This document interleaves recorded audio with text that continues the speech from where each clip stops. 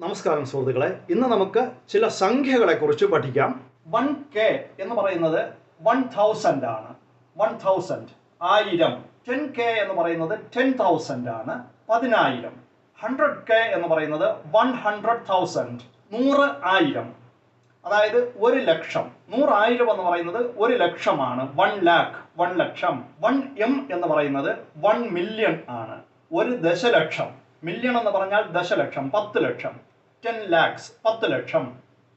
10M എന്ന് പറയുന്നത് 10 million, 10 ദശലക്ഷം. 10 ദശലക്ഷം എന്ന് പറയുന്നത് 100 ലക്ഷം. 1 crore 1 കോടി. 10 million മീൻസ് 1 കോടി. 100 million 100M 100 million. 100 million means 10 കോടി. 10 crores 10 കോടി.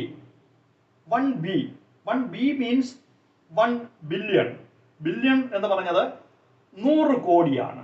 100 crores. 10B 10 billion. 10 billion എന്ന് പറയുന്നത് 1000 കോടി. 1000 crores. 100 billion. 100 billion എന്ന് പറയുന്നത് 10,000 കോടി. അടുത്ത് 1T. T means trillion.